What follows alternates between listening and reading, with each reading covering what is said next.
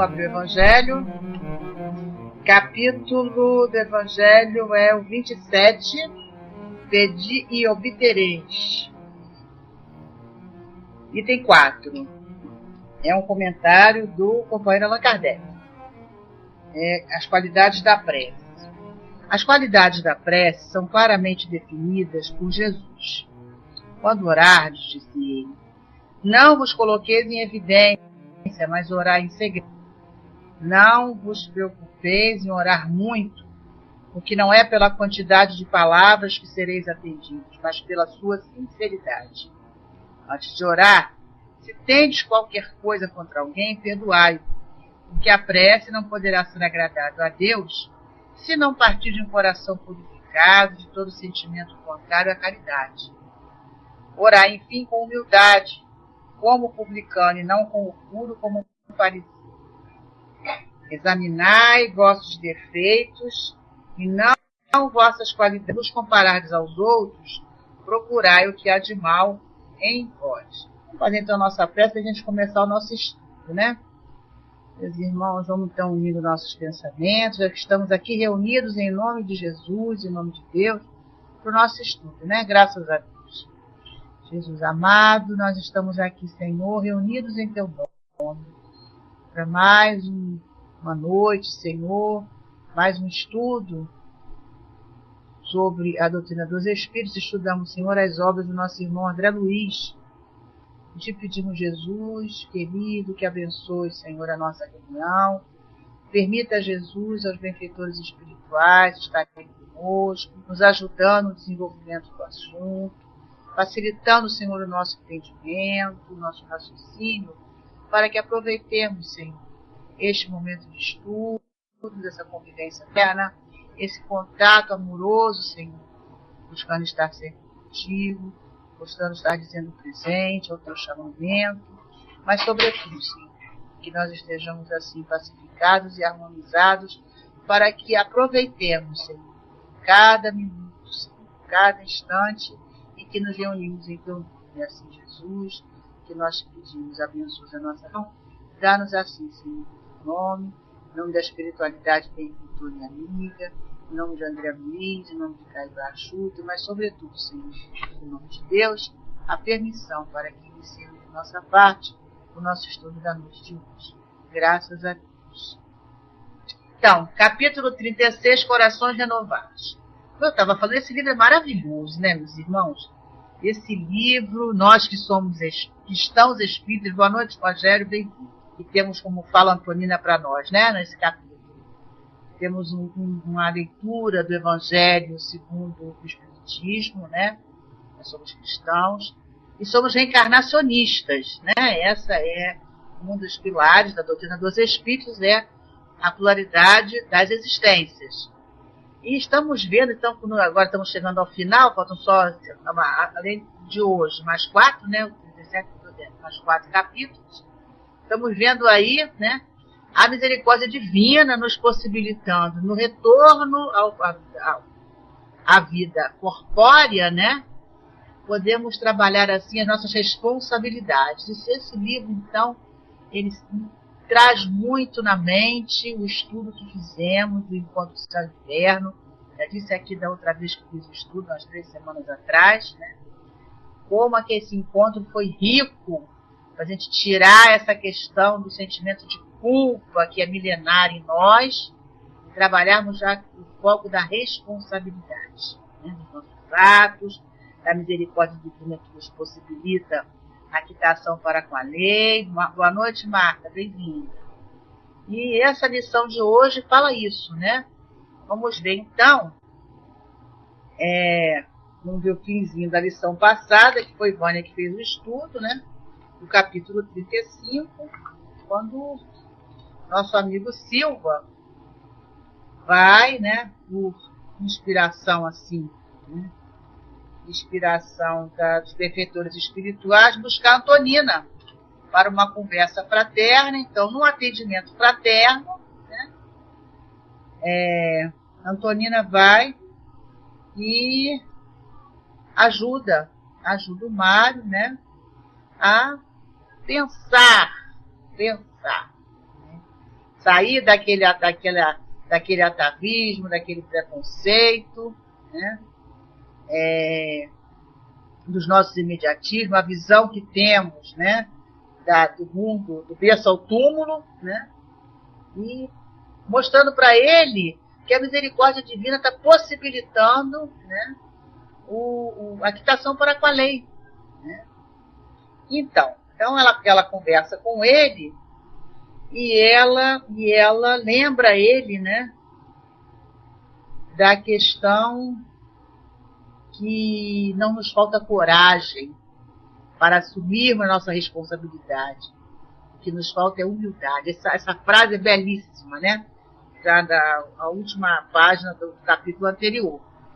Ela diz para ele que em ocasiões dessas, onde nós precisamos estar frente a frente conosco mesmo, com a responsabilidade dos nossos atos, né? Que não é a coragem que nos falta. Eu não tenho coragem, não é isso. O que falta é a humildade. Então, ela fala sobre a questão do amor próprio e ela, então, o que ela faz? Ela, conversando com ele, ela o faz perceber da necessidade, né, da quitação para com a lei. Então, ela se coloca à disposição dele, de acompanhá-lo, né, até a casa de Amália e Zulmira, né, para um entendimento, uma visita, para fortalecer aquela família, porque lembramos que Júlio retorna com a dificuldade, né, da questão do centro laríngeo, que era o centro de força que foi afetado pelo suicídio, né, 2 encarnações atrás, e ele volta para a quitação para com a lei e parte. Tem uma breve tempo na carne, necessidade, né, de fazer aquele complemento, e ele vai e parte. Nós vimos isso na semana passada e hoje, sob o título de Corações Renovados, vamos ver a visita então do grupo. Silva, Antonina e Haroldo, um dos filhos dela. Né? Então, boa noite a todos que chegaram. Então, vamos lá. Nos diz André Luiz, então. 3 dias haviam corrido sob a libertação de Júlio. De novo, ao lado de Zulmira, nas primeiras horas da noite, reparávamos-lhe a profunda exaustão. O enfraquecimento progressivo impusera-lhe perigosa situação orgânica. O próprio Clarencio, depois de auscultá-la, notou apreensivo. Nossa irmã reclama socorro mais seguro. O esgotamento é quase completo. A enferma recebia a assistência magnética quando Mário, Antonino e Haroldo deram entrada em sala próxima. Deixamos nosso instrutor com a doente e demandamos a peça em que se efetuaria um encontro familiar. Então, vamos dar uma paradinha aqui, para a gente ver, então, a situação de Zulmira. Zulmira, com a partida de Júlio, ela entra de novo naquela situação, naquela dificuldade, sentimento de culpa, né? Isso é do espírito, né? Não da personalidade Zulmira, é de Lina, né? Lina Flores, na encarnação anterior. Então tem todo aquele sentimento de culpa, ela entra de novo no processo depressivo e para de se alimentar. Para de se alimentar e entra, então quando o Clarencio coloca aqui, o esgotamento é quase completo, ela está sem se alimentar. Desde que Júlio partiu 3 dias, ela está acamada, num processo depressivo, sem alimentação, e o médico já está preocupado, fez uma hidratação, mas ela está ali naquela situação de quase esgotamento, né? E precisamos então, né, como Clarencio fala, né, socorro mais seguro. Então vamos dar uma continuada, vamos ver. Então estamos nessa situação, no quarto temos Zulmira, Clarencio, Hilário e André, quando o grupo chega. Chega Mário, Antonina e Haroldo para fazer a visita, né, a visita fraterna. E eles então deixam Clarencio lá com Zulmira e vão até a sala onde vai acontecer então um encontro familiar. Não, então. O ferroviário e a filha faziam as honras da casa. Amaro acolhedor dava mostra de grande alívio. Desculpa, Evelina. Amaro acolhedor dava mostra de grande alívio. O sorriso, embora triste, Era largo e espontâneo, demonstrando o contentamento interior de quem via terminar velha e desagradável desavença. Mário, porém, surgia constrangido, desajeitado, enquanto Antonina irradiava simpatia e bondade, cativando de improviso a amizade dos anfitriões. O enfermeiro apresentou a jovem senhora e o filhinho por amigos particulares e depois, evidentemente instruído pela companheira, iniciou a palestra, comentando a penosa impressão que lhe causara o falecimento do pequenino e pedia escusas por não haver reaparecido como reconhecia de seu dever. Na outra paradinha aqui. Vamos relembrar, né? Mário foi como enfermeiro aplicar o soro, a criança estava com difteria, que André identifica aqui como croup, né? Estava com difteria e era realmente, né, um processo terminal, e ele, por questões, né, de causa e efeito, ele estava naquela situação de revolta para com Zulmira, que tinha sido pensando só nesse período reencarnatório, aqui e agora, né? Personalidade enquanto Silva, enquanto enfermeiro Mário Silva. Zulmira foi sua noiva, mas esposa Amaro, e ele tinha aquela revolta para com eles, e ele vê naquela oportunidade da vingança, né? E a criança está no processo terminal mesmo, né? Mas ele fica com aquela, quando a criança morre, ele ali, fazendo o trabalho dele de enfermeiro, ele fica naquela dúvida. E isso, né, a culpa corrói, né, gente? A culpa corrói, a culpa é muito, muito difícil. Sabe assim, é muito complicado para nós a questão de ficar estacionado, né, na culpa. Bom, nós já estudamos nesses 35 capítulos iniciais aí. Vamos agora ver o momento, né, da renovação, que é o título do capítulo. Então ele pede desculpas, né, porque ele não retornou, porque era o dever dele, porque ele estava como compromissado no tratamento, né, e se viu, então, dizendo, se desculpando por não ter retornado após o óbito, a partida do Ju. E ele continua dizendo que a ocorrência desnorteava, caída de cama, impressionado com o acontecimento que não lhe cabia esperar. Falava realmente comovido, porque lembrando os derradeiros minutos da criança, represavam-se-lhe os olhos de lágrimas que não chegavam a cair. Aquela emotividade manifesta, aliada à humildade sincera que Silva deixava transparecer, tocava o coração de Amaro, que se descerrou mais amplamente. Então Amaro, o pai, né, o pai de Júlio, duas encarnações, temos que lembrar, ele, enquanto filho de Amaro e de Odila, né, o Júlio, que teve aquele acidente no afogamento, né? Depois ele retorna, né, o Júlio retorna como filho de novo de Amaro, mas já com Zulmira, então, e de novo como criança à parte. Então Amaro estava, né, então, com a sinceridade do Silva, falando que realmente ele estava sincero, após aquela conversa que ele teve, né, com a Antonina, ele ficou tocado.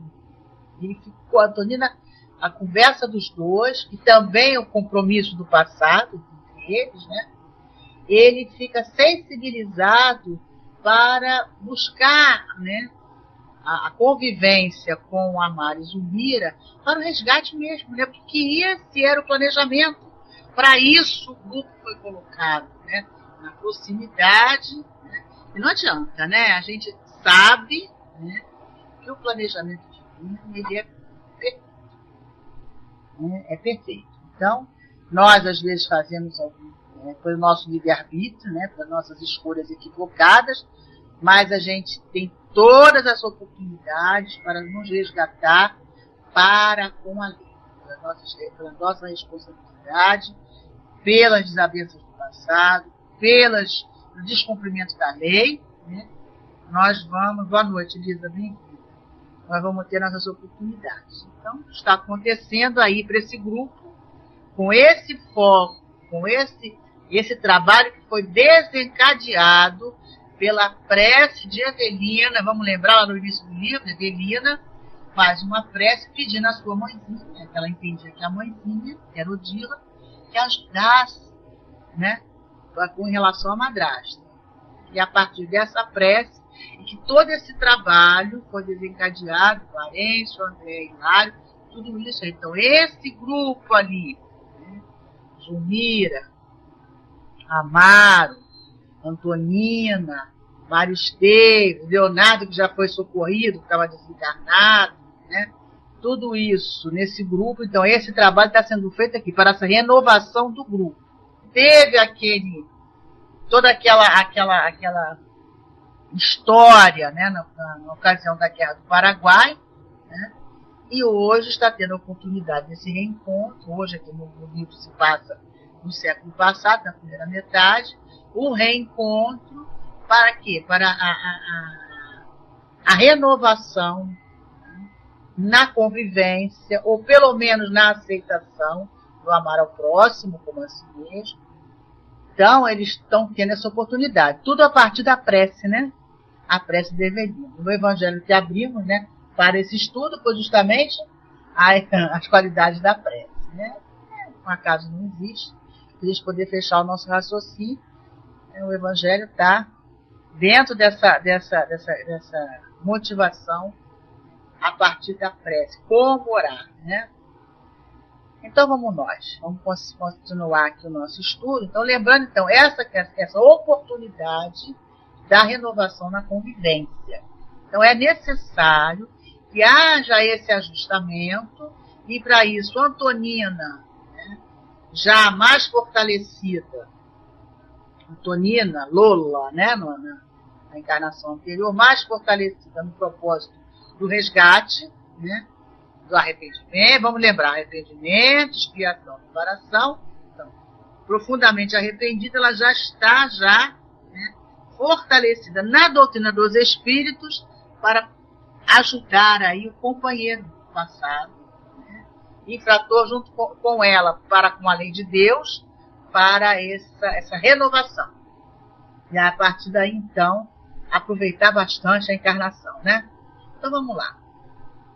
Aí Amaro, então, vai agora comentar, né, depois da sinceridade do Silva, né, falando sobre como ele ficou realmente, né, desnorteado, presenciando a morte do Júlio, apesar da aplicação do soro.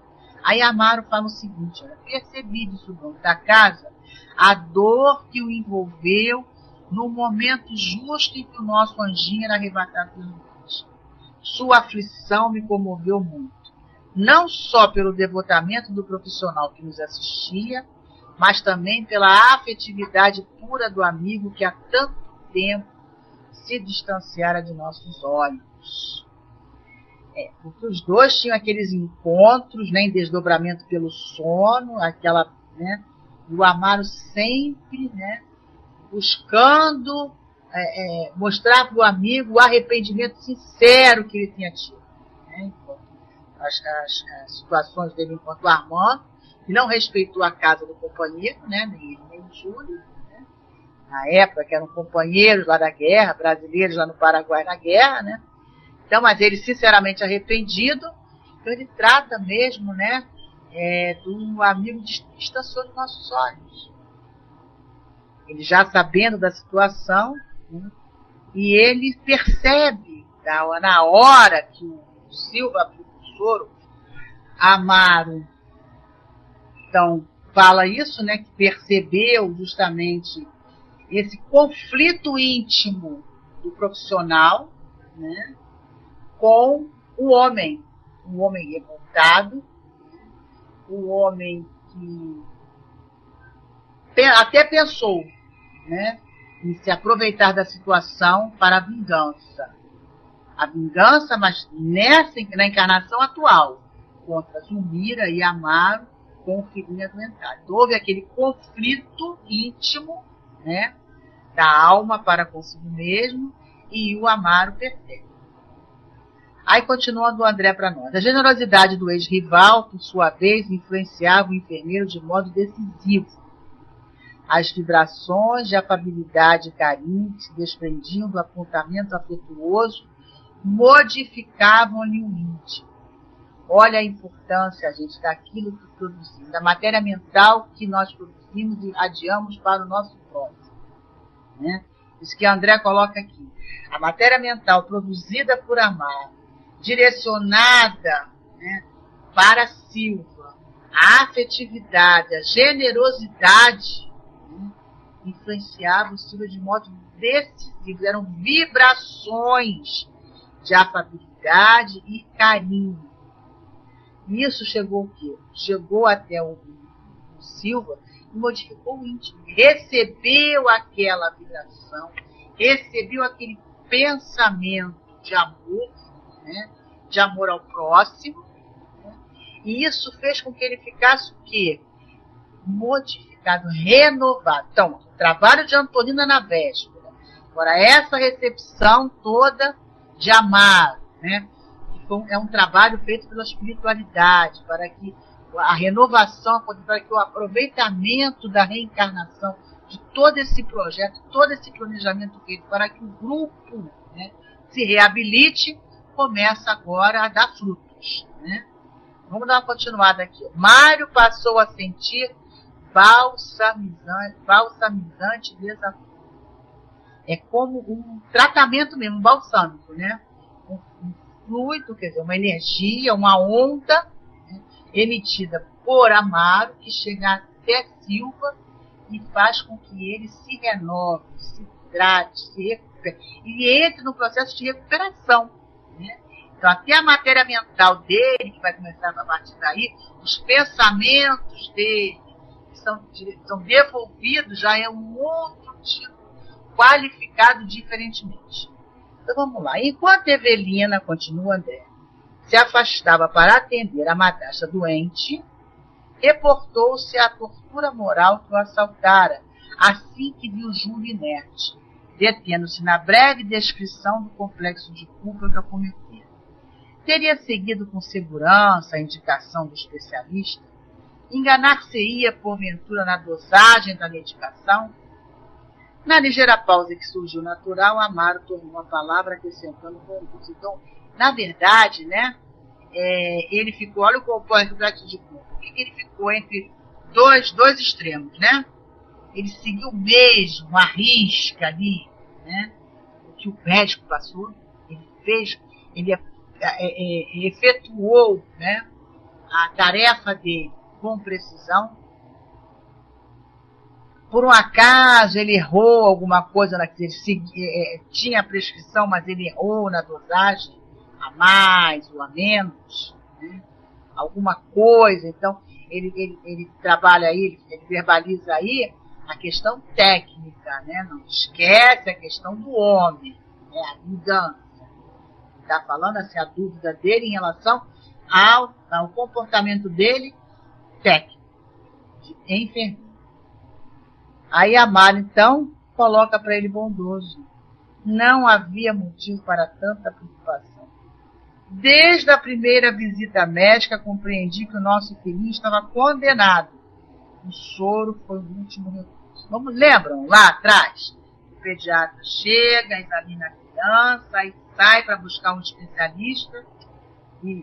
O médico chega, sai para buscar o pediatra, os dois conversam, pede para chamar o pai. Já sabendo de antemão, né, colhe o material, leva para o hospital e confirma a difteria.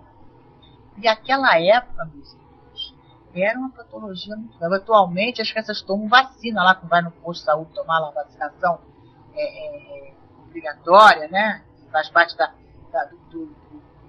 cartela de imunização da infância, né, da difteria, todas as crianças tomam vacina. Mas naquela época, a difteria era muito grave. Poucas pessoas sobreviveram. Tá? Porque é uma patologia grave.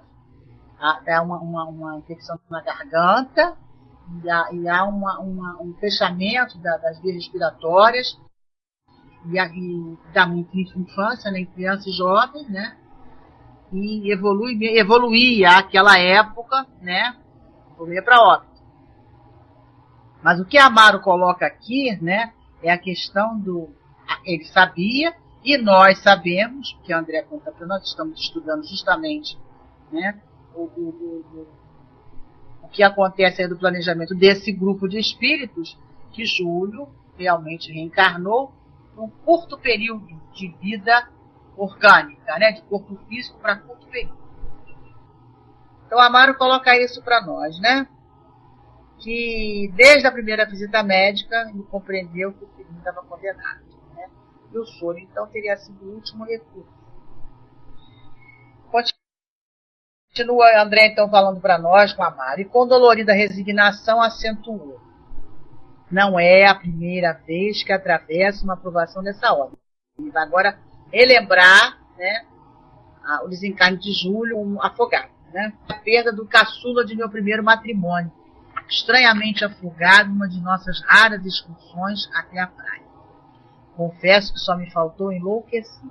Entretanto, apeguei-me à religião para não sossobrar, e hoje compreendo que somente nos compete acatar os desígnios de Deus.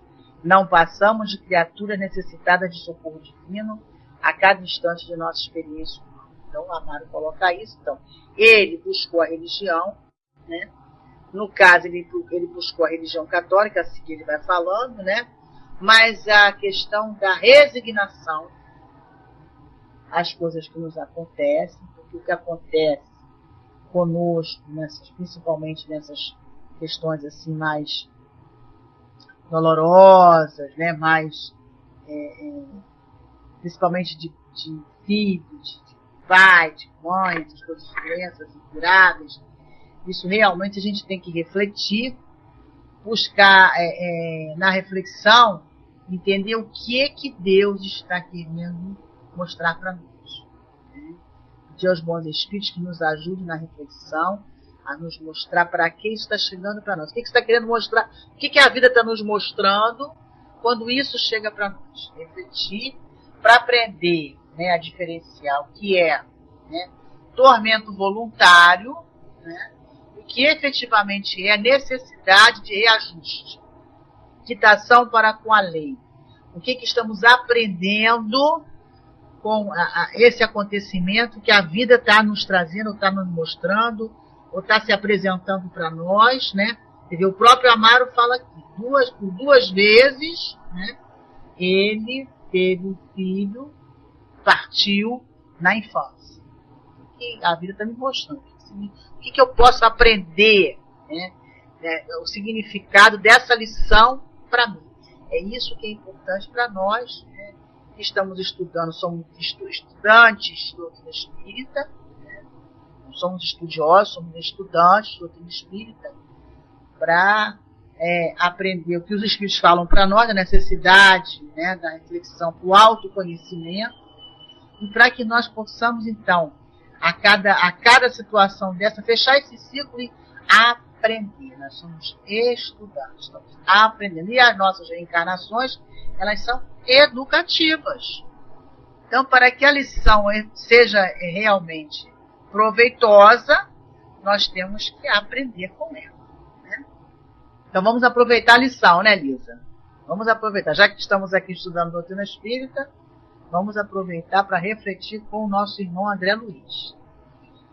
Aí a Antonina vai então, vai fazer um comentário, né, sobre a fala de Amaro.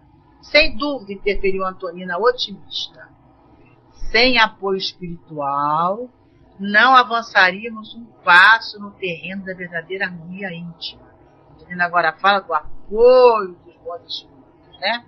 A morte do corpo nem sempre é o pior que nos possa acontecer. Quantas vezes os pais são constrangidos a acompanhar a morte moral dos filhos no crime ou na viciação que não conseguem interromper? Também perdi um dos rebentos que Deus me confiou, mas também perdi um dos rebentos que Deus me confiou. Mas procurei acomodar minha saudade sem revolta, porque a sabedoria do Senhor não deve ser menosprezada. Antonina fez um comentário semelhante ao comentário feito por Amaro, mas doutrinária espírita, que ela coloca aqui para nós, ó, a questão do apoio dos bons espíritos, né, que nos amparam, nos socorrem, nos sustentam, nos estimulam, nos fortalecem em nome de Deus, né? Ela coloca aqui o que realmente é mais importante para nós, né? Que é a educação da alma, quando ela traça um paralelo entre a morte do corpo físico do filho e a morte moral. No vício, no crime. Papais e mamães, o que dói mais em nós? A morte moral. Porque a morte do corpo físico, o afastamento é temporário. E todos nós sabemos, quando voltamos para cá, que este corpo que nos serve como corpo de relação, ele é temporário, ele é biodegradável, reciclável, ele é perecível. E a imortalidade da alma, ela é presente em todas as religiões. Agora, o futuro dela é que diferencia um dos outros. Nós somos cristãos espíritas, somos reencarnacionistas.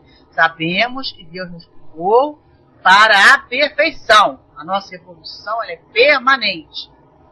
Nós não vamos ficar estacionados quando sairmos deste corpo. Então, na verdade, a morte moral, essa é que é a verdadeira dor. Essa é que é a verdadeira dor. Né? Então, esse parágrafo aqui de Antonina, ela faz um comentário, como o Amaro fez em relação à partida de filho, mas com a visão espírita. Vamos continuar aqui. Então, olha o que Amaro fala. Que prazer ouvi-la. Gente, porque a doutrina espírita fala para nós, espíritos imortais. E parece que quando a gente escuta uma frase dessa, uma colocação dessa, inspirada pelos espíritos, parece que abre, né, assim, a nossa mente, parece assim, nossa, mas é lógica, né? É lógica. Que prazer ouvi-la, disse o ferroviário, com discreta satisfação. Após aperfeiçoar-me com mais empenho ao catolicismo na leitura de Santo Agostinho, observo que a abençoada renovação se fez em mim. Né? Santo Agostinho, então, ele fala assim, ele está lendo, está estudando, está refletindo, né? E fitando a interlocutora com mais atenção, aduziu, a senhora é também católica? Porque era a visão, né? A visão, né, desse segmento cristão, né? É que esse conhecimento, né? Toda essa alma, as almas bondosas, né? Então pergunta se ela é católica. E olha o que ela fala, é corajosa, né? Naquela época, né? Antonina sorriu delicada e informou, não, senhor Amaro, em matéria de fé, aceito a interpretação evangélica do espiritismo. Entretanto, isso não me impede que estejamos procurando o mesmo mestre. Por quê? Vamos ver aqui, ó. Na introdução do Evangelho segundo o Espiritismo, Allan Kardec coloca para nós na introdução, só para relembrar para nós, ó. Introdução 1, objetivo dessa obra. Vou ler só um trechinho, tá? Aqui. As matérias contidas nos evangelhos podem ser divididas em 5 partes. Os atos comuns da vida do Cristo, os milagres, as predições, as palavras que serviram para o estabelecimento dos dogmas da igreja e o ensinamento moral. Se as 4 primeiras partes foram objeto de controvérsias, a última permaneceu inatacada. Diante desse código divino, a própria incredulidade se inclina. É o território onde todos os cultos podem se encontrar. A bandeira sob a qual todos podem se abrigar, sejam quaisquer que sejam suas crenças, porque ela jamais foi o motivo das disputas religiosas, levantadas sempre por toda parte em questão de dogmas. Aliás, se o discutissem, as seitas nele teriam encontrado sua própria condenação, porque a maior parte se apega mais à mística que à parte moral que diz a reforma de si mesmo. Então, ele mais na frente ele vai dizer para nós o seguinte, que nesse último ponto, né, é que o Evangelho segundo o Espiritismo traz para nós, tá? A moral evangélica. Então, quando a Antonina fala para nós, essa frase aqui, né, que ela aceita a interpretação evangélica, né, que é, então, o ensinamento moral dos evangelhos. Então, é isso que ela quis dizer para ele.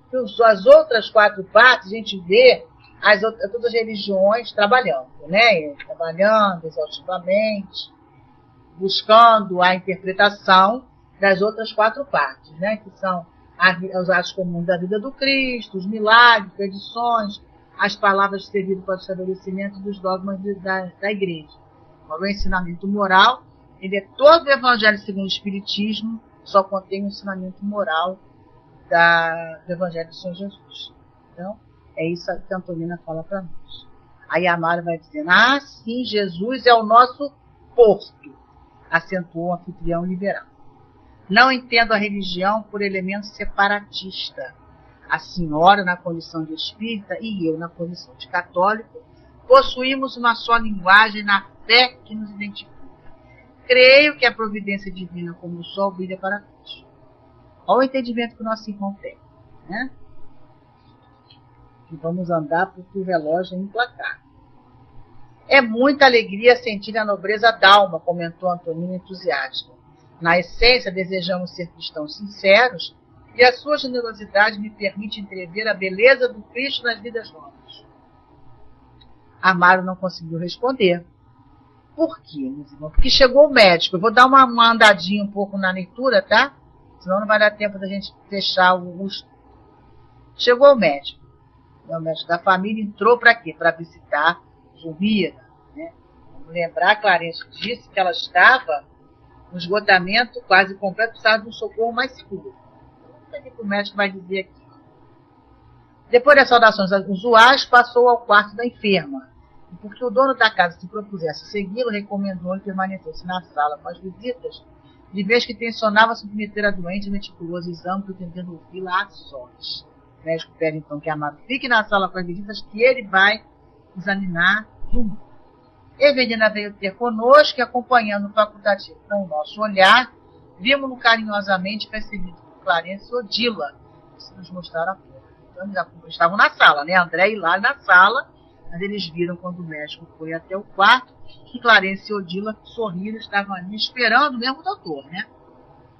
Então a conversação passou a desdobrar-se em torno de Zulmira. O chefe da família, Amaro, preocupado, discorria sobre a esposa acamada, encarecendo a delicadeza da situação. Zulmira, que adoecera com a enfermidade do filhinho, desde a morte dele, não mais se alimentara. Não obstante todos os conselhos médicos e todos os apelos afetivos, demonstrava-se alheia no mais amplo de interesse pela vida. Enfraquecia de modo alarmante. Como se quisesse dar notícias do seu ciclo particular ao atento enfermeiro, relacionou os desajustes psíquicos da companheira, antes da vinda do filhinho que a morte lhe arrebatara ao convívio. A Marta tratando Silva como realmente uma pessoa muito chegada àqueles corações. Olha que coisa bonita, né? Coisa bonita, coisa fraterna. Realmente um total reajuste do grupo, né? Colocando Silva a par da situação mesmo da saúde da Zulmira antes, depois que o Júlio morreu, né? A primeira encarnação dele como filho de Amaro, né? E ele começa a contar da situação da saúde frágil da Zulmira, né? E que agora, para a desencarnação de Júlio pela segunda vez, ela estava mesmo, né? Realmente enfraquecida e alheia, né? Alheia, desinteressada pela vida, como fala André Luiz para nós. Zulmira, continua Amaro, com a maternidade triunfante, como que se renovara, revelara-se mais alegre, mais viva, readquirira a saúde plena. Com a desencarnação da criança, nova crise de contratempos invadira-lhe a casa. A moléstia asilara-se ali de novo entre as quatro paredes. Mário, a permutar significativos olhares com Antonina, de quando em quando se situava entre a perplexidade e o desencanto. Em muitas ocasiões, fantasiaram na própria imaginação qual se for um poço de orgulho e arrogância, e por muitas vezes surpreendera-se em acalorados soliloquios, deixando com ele em pensamento. Agora reparava que o antagonista era um homem comum, tanto quanto ele necessitado de paz e compreensão. Olha o que nós fazemos, né? O interessante assim, dos estudos de André é quando a gente vai lendo assim, a descrição que ele faz, né, o estudo que ele faz para nós, a gente percebe que é isso aqui mesmo que acontece, né? Nós, com o nosso pensamento fugidio, né, descontrolado, desajustado, a gente constrói os nossos castelos, né? Constrói, viaja, como fala o pessoal, e passa a entender, né, que aquele sonho, né, aquele devaneio é a realidade. E com o nosso pensamento, nós estamos onde está o nosso pensamento, nós nos vemos aí em debates acalorados, em rixas, em brigas, né, com os nossos irmãos com quem temos uma dificuldade de relacionamento, né, e passa a ser a nossa realidade. Passamos a entender que aquela nossa ideia, né, que não é verdadeira, não é verdade, foi construção nossa, e nós nos vemos aí envolvidos, né, com pensamentos meus, seus, nossos, né, e vivemos uma realidade fictícia, vamos dizer assim, né, que foi criada por tormento voluntário. Tormento voluntário. Passamos a entender aquilo como verdade e não é verdade, né? É uma construção, um pensamento nosso, descontrolado, invigilante, né, que vai se unir a tantos outros pensamentos invigilantes que estão em torno de nós e que só servem como fermento, né, e nós estamos aí à mercê de criações, né, plasmadas aí pelos nossos acompanhantes desencarnados, que somos nossos, e vivemos aí uma ficção e nos perdemos muitas vezes porque não controlamos os nossos pensamentos. O pensamento é criador, né? O pensamento é criador. É matéria, e a gente constrói essas realidades, essas ficções aí, imaginamos as pessoas de acordo com a nossa maneira, como vemos, não é verdade, aquilo é uma criação nossa, e passamos a entender, passamos a acreditar que aquilo ali é que é verdade. É isso que o Senhor está dizendo para nós aqui. Ó. Agora, reparava que o antagonista era um homem comum, tanto quanto ele necessitado de paz e compreensão. Não era aquela pessoa que ele fantasiou na sua própria imaginação, como orgulhoso, arrogante, em que ele discutia pensamento a pensamento. Ele, quando a gente viu nesse livro mais à frente, quando o corpo dormia, ele ia atrás do Amaro, chamando o Amaro para briga, discutia com ele, e o Amaro buscava ficar pacificado, pedia perdão, e ele ficava cada vez mais irado, né? Então é isso aqui, ó. De semblante torturado, dirigia-se ao ferroviário notificando: Amaro, a providência é quase impossível quando a previdência não funciona. O médico falando. A posição de Zulmira piorou muitíssimo nas últimas horas. O soro aplicado desde ontem não trouxe o resultado preciso. O abatimento é enorme. Creio indispensável uma transfusão de sangue nessa noite, para que não sejamos surpreendidos amanhã por obstáculos insuperados. Amar e palidecido. Significa o seguinte: olha, a Zulmira está enfraquecida. Só soro não vai adiantar. Precisamos de outra substância que vai colocar mais vitalidade na nossa irmã Zulmira. É isso aqui que ele está falando, né? que ela está, né, com a vitalidade acabando. Ela está se entregando, está depressiva, ela está buscando ali, né, a partida, né, e o médico fala isso para ele.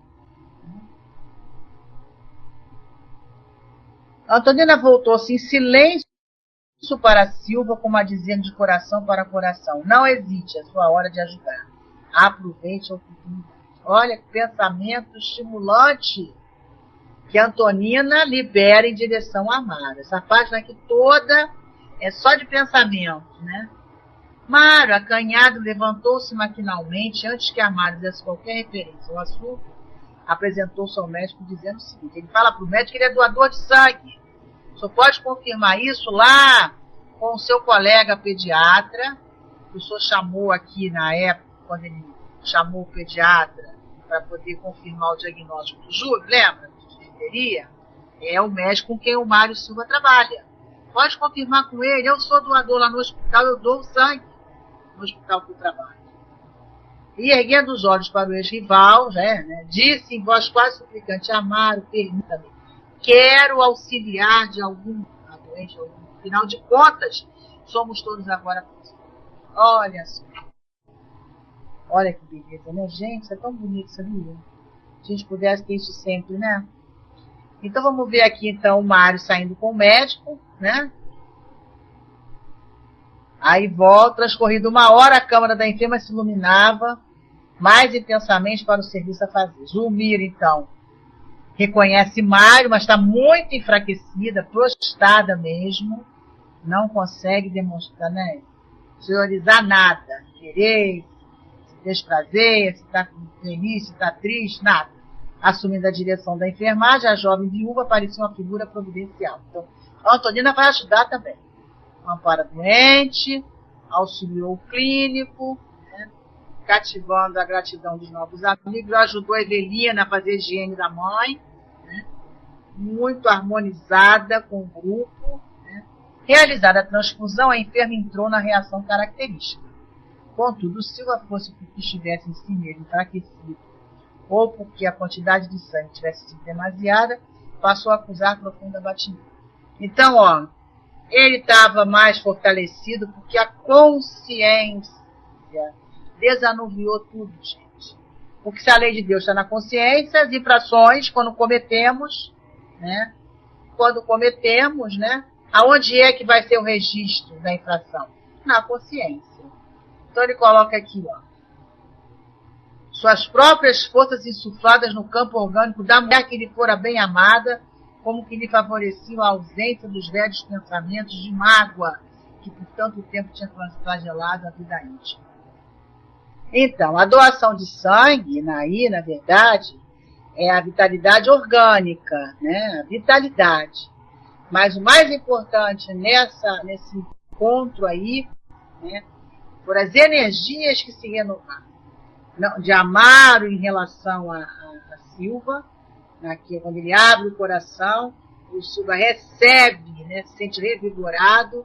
É a Antonina que ajuda a Silva, fortalece ele, para que ele se encoraje e deixe de lado aquele orgulho, comece a fazer os primeiros passos para a conquista da humildade. Com certeza, Lisa, profusão de sangue, de energia, novas energias balsâmicas e vitalizantes do amor.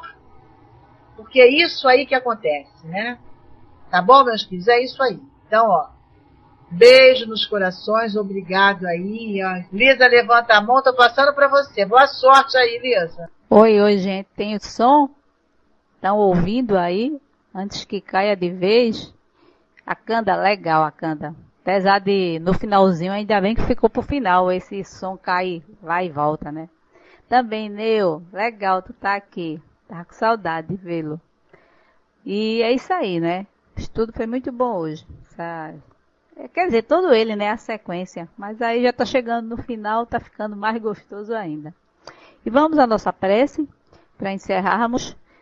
Agradecendo a espiritualidade amiga por mais esta oportunidade de juntos aqui reunidos, Senhor, estudarmos esses ensinamentos, essas orientações que a espiritualidade amiga nos traz, para que nós possamos cada vez mais, com esses exemplos, com esses ensinamentos, com essas lições, podemos melhorarmos, crescer e evoluir.